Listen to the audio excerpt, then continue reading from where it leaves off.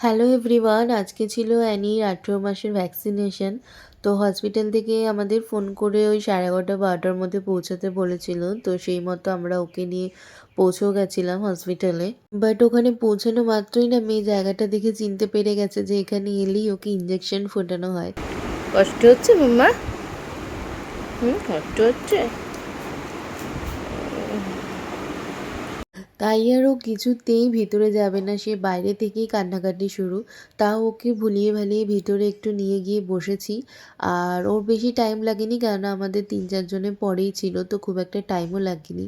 আর আজকে ওর টোটাল 5টা ভ্যাকসিন ছিল, 2টো ওষুধ খাওয়ার আর 3টে ইঞ্জেকশন, একটা হাতে দিয়েছে আর দুটো পায়ে দিয়েছে। আর বলেই দিয়েছে ডক্টররা যে হাতেরটা ব্যথা হবে না, কিন্তু পায়েরগুলো ব্যথা হবে। তো সেই মতো কী করব না করব সবটাই বলে দিয়েছে, জ্বর এলে কী করব। তো ও তো ভীষণ কান্নাকাটি করেছে ওখানে, আর বাড়ি এসেও কান্নাকাটি করতে করতেও ঘুমিয়েই পড়েছে।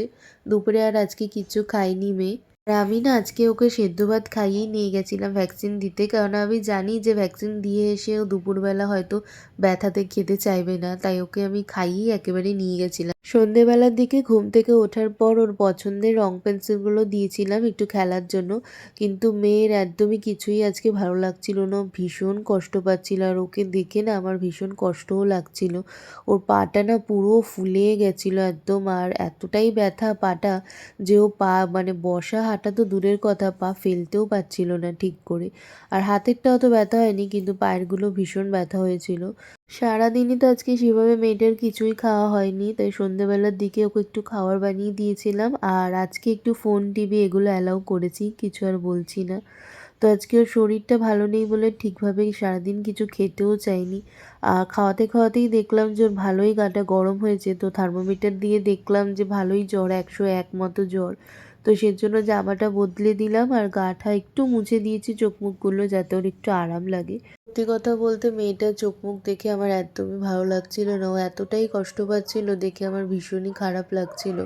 কিন্তু কিছু করারও নেই আমার। আরও এতটাই আজকে সারাদিন কষ্ট পেয়েছে যে আমাকে কোল ছাড়া করতেই চায়নি। আজকে আমি সারাদিন কিছুই কাজ করতে পারিনি, সারাটা দিন ওর সাথেই ছিলাম। কেন ও পায়ে এতটাই ব্যথা করছে, পা নাড়ানো তো দূরের কথা, ফেলতেই পারছে না।